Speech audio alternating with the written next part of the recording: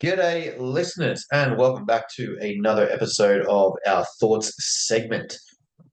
Today, we are going to be jumping into a very personal topic, um, looking to dive into the concept of radical and extreme ownership, where I think this lacks in today's society and generally today's drive in individuals.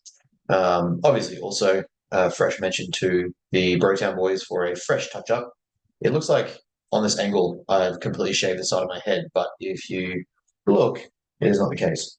But so throw that in there. Now, here's the point that I really wanted to get into, and that is that most people I find today want change without challenge. They want the result without the work. They want the reward without the effort. They want progress without pain. And that is a very poor understanding of the equation of results. But here is the harsh truth.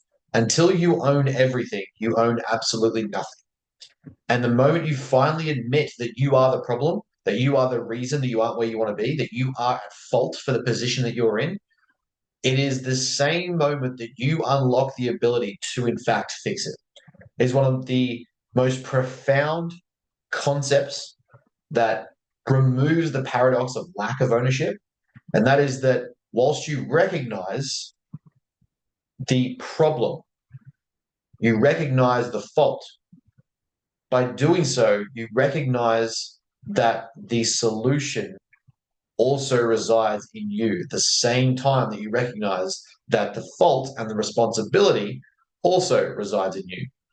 Now, this episode is about radical ownership, not as a motivational quote, but as a system of operating your life, your business, your physique, your career, your nutrition, your training, your entire life's performance. Until you accept total responsibility, no progress will be sustainable and no result will likely be achieved. So let's break this down, how this mindset reshapes results and why so many avoid it. The first key point that I really want to drive home is that ownership is the entry fee, not the upgrade. Everyone wants high performance. Everyone looks at the guy at the top level. Everyone looks at the guy on the podium. Everyone looks at the guy in the pro levels, the pro sports. They want that outcome. They want to be in that position. But few accept the cost that it takes to get there. If we were to really put it under a microscope, ownership is essentially just the first gate. It is the first door that you have to unlock before you even get into the conversation. You don't get access to high level results if you are still blaming people, the algorithm, your coach, your genetics, your team. As long as you are placing power outside of yourself, the answers and results will always remain there. It is the hardest mindset shift because it eliminates excuses forever. If you think about what we've talked about before with the idea of the first question, evoking that first level of thought, where can I be better? It creates a powerful level of responsibility. And that is exactly what ownership does next after that. It removes the excuse from being a external validation. It removes the ability for you to pass the blame, and it has to be internalized. You have to internalize responsibility and ownership in order for it to truly be a success. And this is what makes it so important. You don't get to cherry pick ownership. You either own all of it or you own none of it. You don't get to pick and choose when the results are justifiable to say it's your own work. You don't get to pick and choose when life goes the way you want it, that it is your own work. You also have to own up to where life didn't go the way you wanted. You also have to own up to the results you didn't get. You also have to own up to the nutrition, the food consumption that didn't align with your plan or your macros and your calorie target. You have to take full ownership and accountability of the training plan that you didn't follow, of the sleep cycle that you missed. All these things you can't cherry pick when it favors the result that you wanted and say, I'm all about ownership. That isn't how that works. That's just cherry picking credit. The the hardest thing for people to understand and really accept when it comes to this level of thinking, but one of the most rewarding aspects is recognizing that you are in fact the problem. I don't know where in time it became such a negative concept to understand that you are, in fact, not perfect. You are the problem in the situation that you are currently experiencing. At some degree, there is something that you have done that has led to that situation occurring. Oh, my friends peer pressured me to go out and drink. My friends peer pressured me to do drugs. My boss didn't give me the tools to do this, so therefore I didn't do it on time. This company didn't support me or give me enough money to do XYZ. I didn't get the time in my schedule to build a side business or develop the systems that I needed to scale my company. These are all excuses, but realistically, if we break this down, put it under a microscope, you will find, in fact, that at some point you are the problem for that occurring. You chose to hang around those people, right? You chose to put yourself in those environments. You chose to socialize with that circle of people, those individuals. You chose to not apply efforts with the tools you did have to get the job done in time. You didn't show any sort of creativity or industriousness to try and get the task completed without the support of a company or your bosses or your bosses or the tools that they could have given you. These things add up.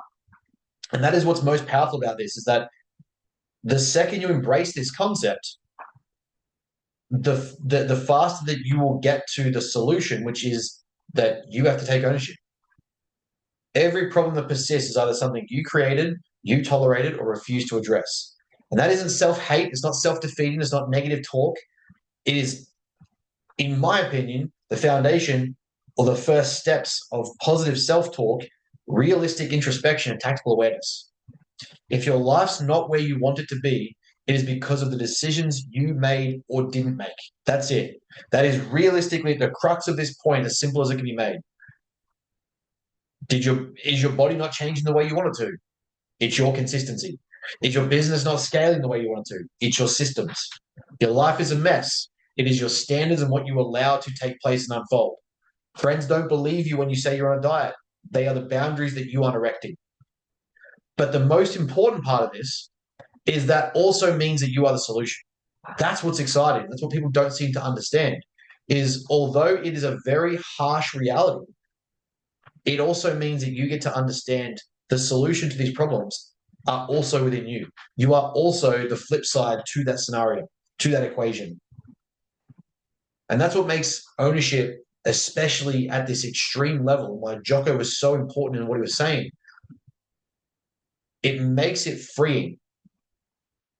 It's the idea that you don't have to wait on anyone. You're not relying on anyone to come save you. You're not placing the power of resurrection. You're not placing the power of validation. You're not placing the power of growth and support onto someone else. You are responsible for all of those things to happen. You are responsible for all those things taking place. The same hands that broke it can rebuild it if you choose to. Once you stop outsourcing responsibility, the speed of progress increases because you no longer have to wait for delay. You no longer have to wait for blame. You no longer have to wait for feedback. There is inputs, outputs, cause and effect, a very simple effort equation that you are responsible for. And the most exciting part is that it creates clarity. Once you take full responsibility, you stop focusing on what they did and start focusing on what you can do or what you didn't do or what you need to do better. That allows action to become precise, strategic, and scalable in the decisions that you make. In fitness, it's macros, it's lifts, it's recovery. In business, it's why is there no lead flow? Why is there no lead generation? Why am I being held up on tasks? Why can't we delegate that workload? Product quality, is it meeting our standards? In life, it's the habits and conversations that you engage in. You get better results not just because you work harder, but because you finally stop lying to yourself. It is not someone else's fault. It's not the hand that God dealt you, or it's not the cruel whims of fate that held you back. A lot of the decisions that you made put you in the position that you're in. And that's going to trigger a lot of people. It's going to offend a lot of people. It's going to upset a lot of people. But the stark reality is that's true. But with that comes the clarity, the pause, and the power to make decisions to correct it. So if you feel stuck, if you feel plateaued, if you feel overwhelmed, the best piece of advice from this video, from this audio, wherever you're watching it, is ask yourself the hardest question of all in that scenario. Where am I the problem? And what am I pretending not to know? What do I need to know in order to fix this? Because those answers you are well aware of. If I can give you one call to action from this episode, and in these, we're not going to talk about sales. We're not trying to get you to sign up. We're not trying to get you to join coaching. These are literally written because I have far too many thoughts that I don't get to put into content. I don't get to put into Instagram posts. This is simply a call to change for yourself. That is that I don't want you to just listen to this episode. I want you to act on it. Audit one area of your life today and write it down. Where you are blaming someone else, where you are externalizing blame or fault or responsibility. What are you avoiding? What area of your life are you avoiding, correcting, fixing, improving, taking accountability for? And what are you going to take full ownership of starting now? One simple thing. It doesn't have to be huge, but if you can start with the smallest possible thing that you are at fault for, that you are responsible for fixing, that you take full accountability of, big changes will come for that in the future. If I can leave one final thought, it is this, and I think it's the best point of all. You are the problem. Simple. Also means you are the solution. Own both, and you will never be powerless again. You have control of your life at that point. Guys, that is all the time we have for this episode. Thank you for joining me. Let me know what you think about these. We're going to keep pumping these out as a means to get a different type of thought out there. This is not going to be standard coaching protocols or macros and sets and reps. I want to evoke a different level of thought and a different approach to what it means to coaching. So let us know what you think about these. Leave comments, challenge me, critique me, let me know where I'm wrong if you think so.